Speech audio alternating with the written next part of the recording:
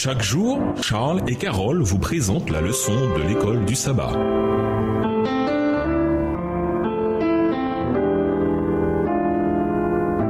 Bienvenue dans votre émission Dieu nous parle. Voilà la leçon 12, Vaincre le mal par le bien.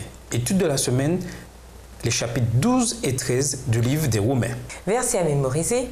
Ne vous conformez pas à ce monde-ci, mais soyez transfigurés par le renouvellement de votre intelligence pour discerner quelle est la volonté de Dieu, ce qui est bon, agréé et parfait. Romains 12, verset 2. Paul essaie de tout cœur d'ouvrir les yeux des Romains sur leur fausse notion de la loi. Et il appelle aussi tous les chrétiens à un standard d'obéissance élevé. Cette obéissance vient d'un changement intérieur qui se produit dans notre cœur et dans notre esprit. Un changement qui ne vient que par la puissance de Dieu qui agit dans le cœur de la personne qui s'est abandonnée à lui. Romains ne donne aucune indication qui laisserait entendre que cette obéissance vient automatiquement. Le chrétien doit être éclairé quant aux prérequis.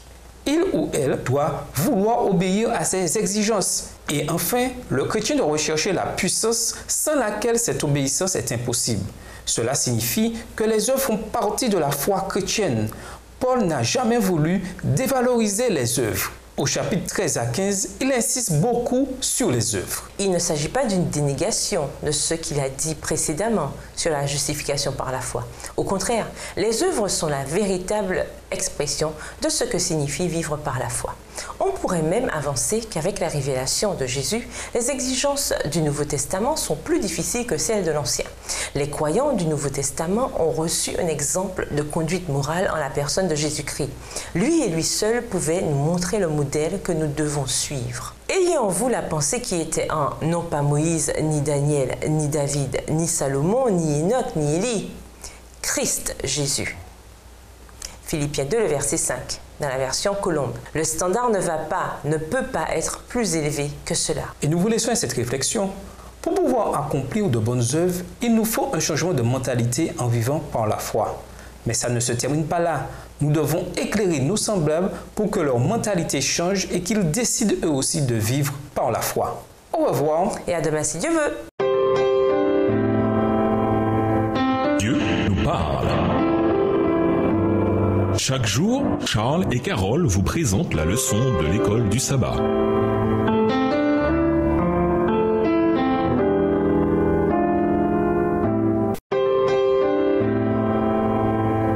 Dieu nous parle.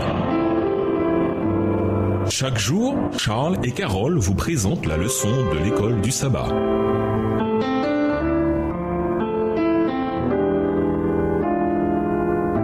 Bienvenue dans votre émission Dieu nous parle. Nous voilà à la leçon de dimanche, votre raisonnable service. La partie doctrinale du livre de Romains prend fin avec le chapitre 11. Les chapitres 12 à 16 présentent des instructions pratiques et des notes personnelles.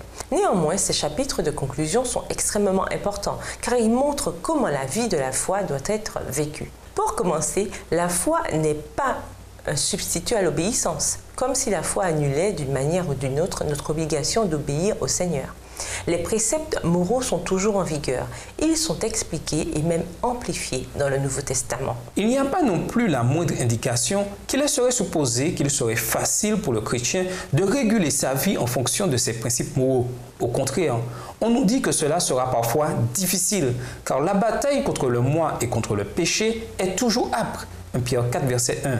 Le chrétien a reçu la promesse divine et l'assurance que la victoire est possible, mais nous sommes toujours dans le monde de l'ennemi et que nous allons devoir livrer de nombreuses batailles contre la tentation. La bonne nouvelle, c'est que si nous chutons, si nous trébuchons, nous ne sommes pas rejetés, mais nous avons un grand prêtre qui intercède pour nous. Hébreux 7, verset 25. Lisons Romains 12, le verset 1. En quoi l'analogie présentée ici révèle-t-elle la manière dont nous devons vivre en tant que chrétiens? En quoi Romains 12, verset 2 concorde-t-il avec cela? Romains 12, verset 1. Je vous exhorte donc, frères, par les compassions de Dieu, à offrir vos corps comme un sacrifice vivant, saint, agréable à Dieu, ce qui sera de votre part un culte raisonnable. Dans Romains 12, verset 1, Paul fait allusion au sacrifice de l'Ancien Testament. De la même manière que les animaux étaient sacrifiés à Dieu, les chrétiens doivent céder leur corps à Dieu, non pour être tués, mais comme des sacrifices vivants, dédiés à son service. À l'époque de l'Israël antique, chaque offrande apportée comme sacrifice était examinée de près. Si le moindre défaut était découvert sur l'animal, il était refusé, car Dieu avait ordonné que l'offrande soit sans tache. Ainsi, les chrétiens sont priés de présenter leur corps comme un sacrifice vivant, saint et agréé de Dieu. Toutes leurs facultés doivent pour cela être préservées dans la meilleure condition possible. Bien qu'aucun d'entre nous ne soit sans tache, nous devons chercher à vivre de la manière la plus irréprochable et fidèle possible. Soyez transfigurés par le renouvellement de votre intelligence. Romains 12, verset 2. C'est ainsi que l'apôtre décrit le progrès chrétien. Car il s'adresse à ceux qui sont déjà chrétiens. La vie chrétienne ne signifie pas rester immobile, mais passer de ce qui est bien à ce qui est meilleur. Que signifie passer du bien au meilleur dans la vie chrétienne? Et nous vous laissons avec la question du jour. Que signifie pour vous vivre pour Dieu? Au revoir. Et à demain si Dieu veut. Dieu nous parle. Chaque jour, Charles et Carole vous présentent la leçon de l'école du sabbat.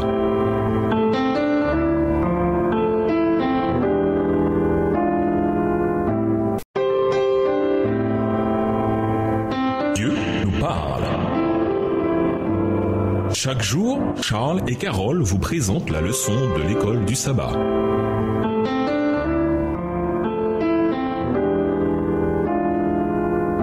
Bienvenue dans votre émission. Dieu nous parle.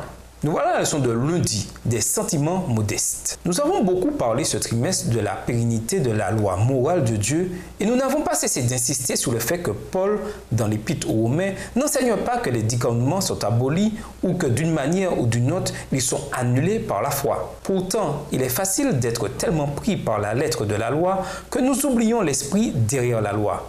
Et cet esprit, c'est l'amour pour Dieu et l'amour les uns pour les autres. N'importe qui peut prétendre aimer, mais manifester cet amour dans la vie de tous les jours peut être une toute autre histoire. Lisons Romains 12 et versets 3 à 21. Comment sommes-nous censés manifester de l'amour pour les autres? Romains 12 et versets 3 à 21. Par la grâce qui m'était donnée, je dis à chacun de vous de n'avoir pas de lui-même une trop haute opinion, mais de revêtir des sentiments modestes, selon la mesure de foi que Dieu a départie à chacun. Car, comme nous avons plusieurs membres dans un seul corps et que tous les membres n'ont pas la même fonction, ainsi, nous qui sommes plusieurs, nous formons un seul corps en Christ et nous sommes tous membres les uns des autres. Puisque nous avons des dons différents selon la grâce qui nous a été accordée, que celui qui a le don de prophétie l'exerce selon l'analogie de la foi, que celui qui est appelé au ministère s'attache à son ministère, que celui qui enseigne s'attache à son enseignement, et celui qui exhorte à l'exhortation, que celui qui donne le fasse avec libéralité, que celui qui préside le fasse avec zèle, que celui qui pratique la miséricorde le fasse avec joie, que la charité soit sans hypocrisie, ayez le mal en horreur, attachez-vous fortement au bien. Verset 10. Par amour fraternel, soyez pleins d'affection les uns pour les autres, par honneur, usez de prévenance réciproque, ayez du zèle et non de la paresse, soyez fervents d'esprit, servez le Seigneur. Réjouissez-vous en espérance, soyez patients dans l'affliction. Persévérez dans la prière, pourvoyez aux besoins des saints, exercez l'hospitalité. Bénissez ceux qui vous persécutent, bénissez et ne maudissez pas. Réjouissez-vous avec ceux qui se réjouissent, pleurez avec ceux qui pleurent. Ayez les mêmes sentiments les uns envers les autres. N'aspirez pas à ce qui est élevé, mais laissez-vous attirer par ce qui est humble. Ne soyez point sages à vos propres yeux. Ne rendez à personne le mal pour le mal. Recherchez ce qui est bien devant tous les hommes. Verset 18. S'il est possible, autant que cela dépend de vous, soyez en paix avec tous les hommes. Ne vous vengez point vous-même, bien-aimés, mais laissez agir la colère, car il est écrit « À moi la vengeance, à moi la rétribution, dit le Seigneur. Mais si ton ennemi a faim, donne-lui à manger. S'il a soif, donne-lui à boire. Car en agissant ainsi, ce sont des charbons ardents que tu amasseras sous sa tête. Ne te laisse pas vaincre par le mal, mais surmonte le mal par le bien. » Comme dans 1 Corinthiens 12 et 13, Paul exalte l'amour après avoir parlé des dons de l'esprit. L'amour, en grec agapé, est la voie qui surpasse tout. Dieu est amour. 1 Jean 4, verset 8. Par conséquent, l'amour décrit le caractère de Dieu. Aimer, c'est agir envers les autres de la même manière que Dieu agit envers eux et les traiter comme Dieu les traite. Paul montre ici que l'amour doit s'exprimer de manière concrète. Un principe important transparaît, il s'agit de l'humilité. Une volonté de la personne de ne pas entretenir de prétentions excessives. Romains 12, verset 3. Une volonté d'être les premiers à honorer les autres. Romains 12, verset 10. Et une volonté de ne pas se croire trop avisé. Romains 12, verset 16. La manière dont Christ se décrit en capture l'essence même. Prenez sur vous mon joug et laissez-vous instruire par moi, car je suis doux et humble de cœur. Matthieu 11, le verset 29. De tous, les chrétiens devraient être les plus humbles. Après tout, voyez combien nous sommes impuissants. Voyez combien nous sommes déchus. Voyez combien nous sommes dépendants pour le salut, non seulement d'une justice extérieure à nous-mêmes, mais aussi d'une puissance qui agit en nous pour nous changer comme nous ne pourrions jamais nous changer nous-mêmes. De quoi pouvons-nous nous vanter? De quoi pouvons-nous être fiers? Qu'avons-nous en nous-mêmes pour nous glorifier? Rien du tout.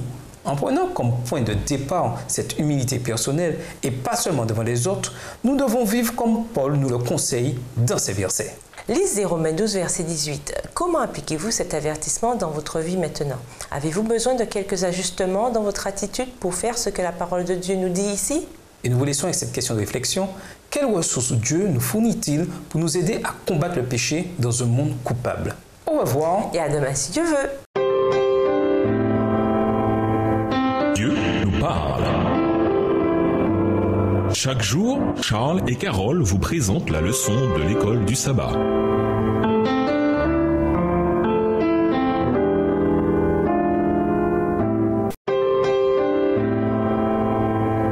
Dieu nous parle. Chaque jour, Charles et Carole vous présentent la leçon de l'école du sabbat.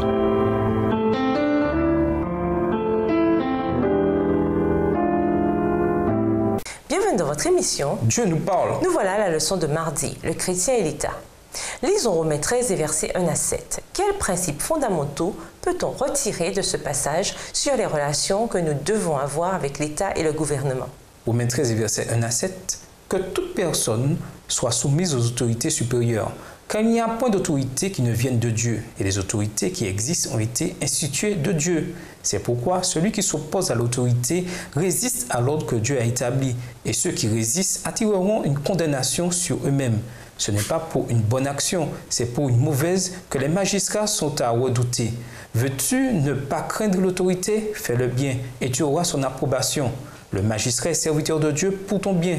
Mais si tu fais le mal, crains, car ce n'est pas en vain qu'il porte l'épée, étant serviteur de Dieu pour exercer la vengeance et punir celui qui fait le mal. Il est donc nécessaire d'être soumis, non seulement par crainte de la punition, mais encore par motif de conscience. C'est aussi pour cela que vous payez les impôts, car les magistrats sont des ministres de Dieu entièrement appliqués à cette fonction.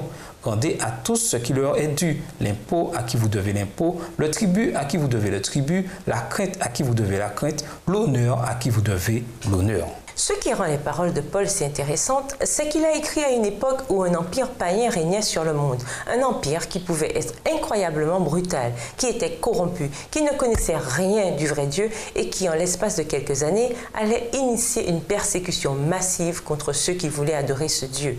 En fait, Paul a été mis à mort par ce gouvernement.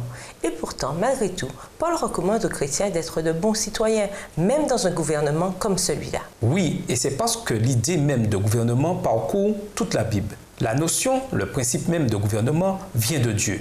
Les êtres humains ont besoin de vivre dans une communauté avec des règles et des standards. L'anarchie n'est pas un concept biblique. Ceci étant dit, cela ne signifie pas que Dieu approuve toutes les formes de gouvernement ni leur fonctionnement. Au contraire, nul n'est besoin de remonter très loin dans le passé ou d'aller très loin de chez nous pour constater l'existence de régimes cruels.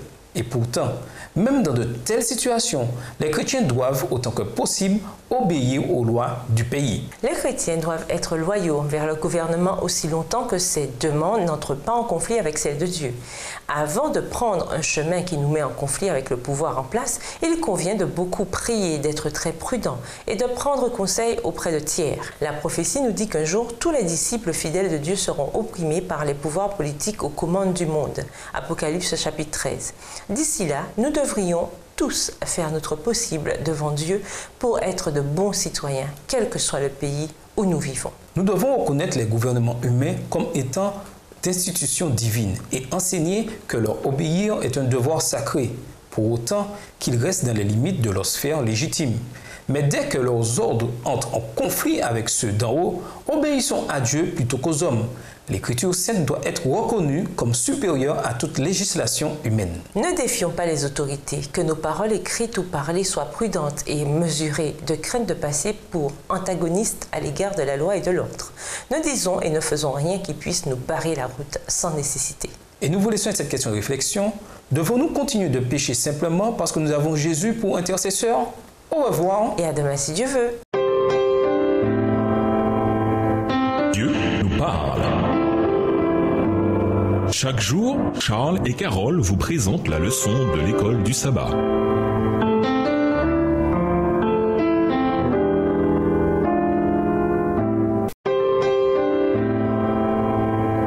Dieu nous parle.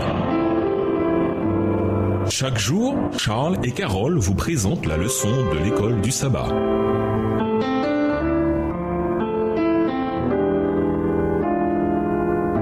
Bienvenue dans votre émission. Dieu nous parle. Voilà la leçon de mercredi. Aimez-vous les uns les autres. Ne devez rien à personne, si ce n'est de vous aimer les uns les autres, car celui qui aime l'autre a accompli la loi. Romains 13, verset 8. Comment comprendre ce texte? Cela signifie-t-il que si nous aimons, nous n'avons aucune obligation d'obéir à la loi de Dieu? Comme Jésus l'a fait dans le Sermon sur la montagne, Paul amplifie les préceptes de la loi en montrant que c'est l'amour qui doit motiver toutes nos actions. La loi morale est toujours obligatoire car à nouveau, c'est elle qui nous révèle le péché. Et qui peut nier la réalité du péché? Cependant, la loi ne peut être gardée que dans le contexte de l'amour. Souvenez-vous, parmi ceux qui ont précipité Christ jusqu'à la croix, certains se sont dépêchés de rentrer chez eux pour observer la loi. Quel commandement Paul cite-t-il comme exemple pour illustrer le principe de l'amour dans l'observation de la loi?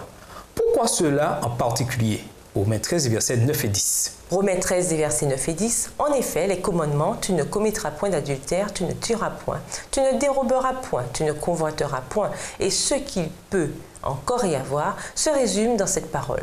Tu aimeras ton prochain comme toi-même. L'amour ne fait point de mal au prochain. L'amour est donc l'accomplissement de la loi. Chose intéressante, l'amour n'était pas un principe nouveau. En citant Lévitique 19, verset 18, « Tu aimeras ton prochain comme toi-même », Paul montre que ce principe faisait partie intégrante du système vétérotestamentaire. À nouveau, Paul en appelle à l'Ancien Testament pour corroborer sa prédication de l'Évangile. Certains affirment, en parlant de ces textes, que Paul enseigne que seuls les commandements mentionnés ici sont en vigueur. Dans ce cas, cela signifie-t-il que les chrétiens peuvent déshonorer leurs parents, adorer les idoles et avoir d'autres dieux devant l'Éternel? Bien sûr que non. Voyons le contexte. Paul parle de la manière dont nous devons agir les uns envers les autres. Il parle de relations personnelles et c'est pourquoi il précise les commandements qui tournent autour de ces relations. Sa discussion ne devrait certainement pas être interprétée comme annulant le reste de la loi. Voir Acte 15, verset 20, 1 Thessaloniciens 1, verset 9 et 1 Jean 5, le verset 21. De plus, comme le font remarquer les écrivains du Nouveau Testament, en manifestant de l'amour aux autres, nous montrons notre amour pour Dieu. Matthieu 25, verset 40 et 1 Jean 4, les versets 20 et 21. Pensez à votre relation avec Dieu et à la manière dont elle se manifeste dans votre relation avec les autres. Quelle est l'importance de l'amour dans ces relations? Comment apprendre à aimer les autres comme Dieu nous aime? Quels sont les obstacles qui nous en empêchent? Et nous vous laissons avec la question du jour. En quoi le fait de revêtir l'humilité nous aide-t-il à combattre le mal? Au revoir. Et à demain si Dieu veut. Dieu nous parle. Chaque jour, Charles et Carole vous présentent la leçon de l'école du sabbat.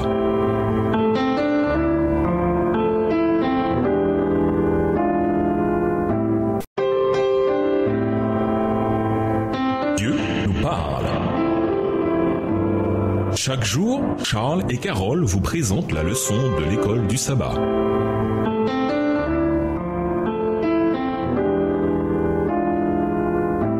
Bienvenue dans votre émission. Dieu nous parle. Nous voilà à la leçon de jeudi. Voici le salut. D'autant que vous savez en quel temps nous sommes, c'est bien l'heure de vous réveiller du sommeil, car maintenant le salut est plus proche de nous que lorsque nous sommes venus à la foi.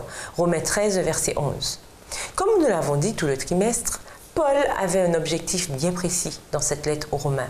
Il s'agissait de clarifier pour l'Église à Rome, et en particulier pour les croyants d'origine juive, le rôle de la foi et des œuvres dans le contexte de la Nouvelle Alliance, de définir ce qu'était le salut, ainsi que la manière dont un pécheur peut être considéré comme juste et saint devant le Seigneur. Pour aider ceux qui portaient toute leur attention sur la loi, Paul remet la loi à sa juste place et dans son juste cadre. Même si, en théorie, le judaïsme, même à l'époque de l'Ancien Testament, était une religion de grâce, le légalisme a émergé et a fait beaucoup de dégâts. Nous devons être très prudents en tant qu'Église afin de ne pas commettre la même erreur. Lisons Romains 13 et versets 11 à 14. De quel événement Paul parle-t-il ici et comment devrions-nous agir en attendant cet événement? Romains 13 et versets 11 à 14. Cela importe d'autant plus que vous savez en quel temps nous sommes. C'est l'heure de vous réveiller enfin du sommeil, car maintenant le salut est plus près de nous que lorsque nous avons cru. La nuit est avancée, le jour approche. Dépouillons-nous donc des œuvres des ténèbres et revêtons les armes de la lumière.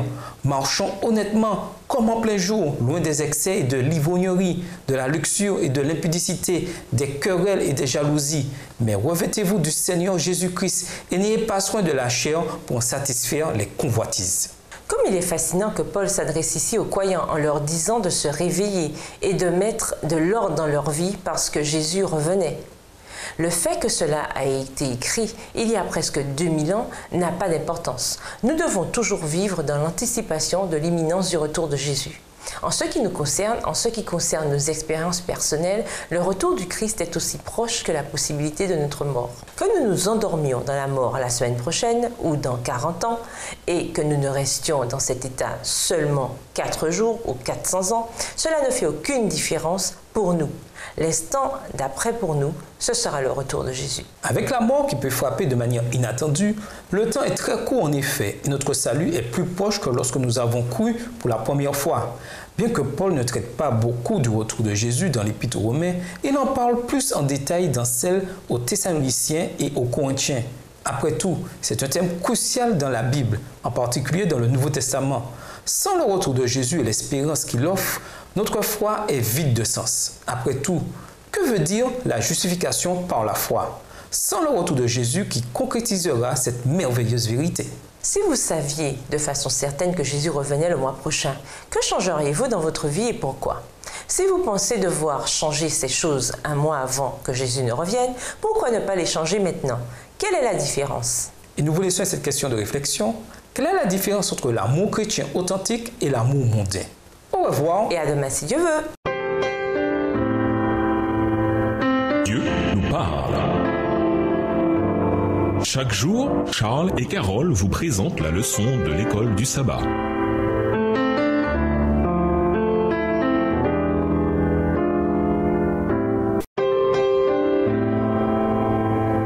Dieu nous parle. Chaque jour, Charles et Carole vous présentent la leçon de l'école du sabbat.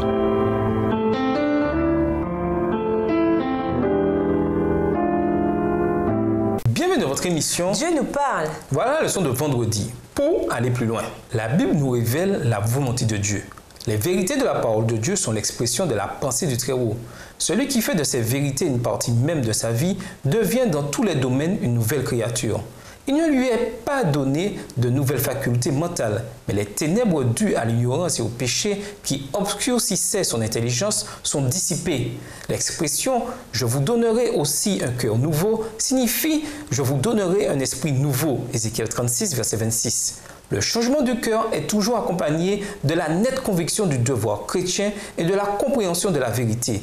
Celui qui accorde aux Écritures une attention minutieuse, inspirée par la prière, acquérera une compréhension claire, un jugement profond, comme s'il avait atteint un niveau spirituel plus élevé en se tournant vers Dieu. Le Seigneur va bientôt venir et il faut que nous soyons prêts à son apparition.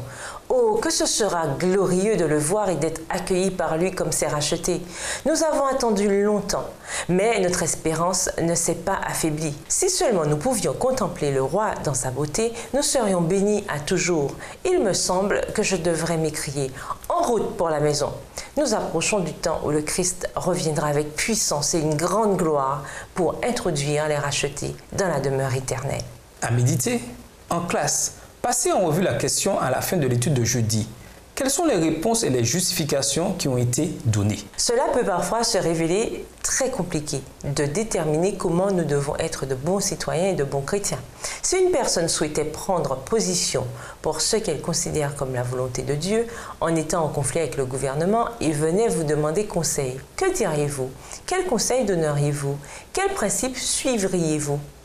Pourquoi doit-on agir uniquement avec la plus grande considération et avec un fervent esprit de prière en la matière? Après tout, ceux qui sont jetés dans la fosse aux lions n'en ressortent pas tous indemnes. Selon vous, qu'est-ce qui est le plus difficile? Conserver une stricte adhésion à la lettre de la loi ou bien aimer Dieu et aimer les autres inconditionnellement? Cette question présente-t-elle une fausse dichotomie? Pourquoi? Alors que nous approchons de la fin de ce trimestre, évoquez en classe ce que vous avez appris du livre de Romains qui vous a aidé à comprendre pourquoi la réforme a été aussi importante.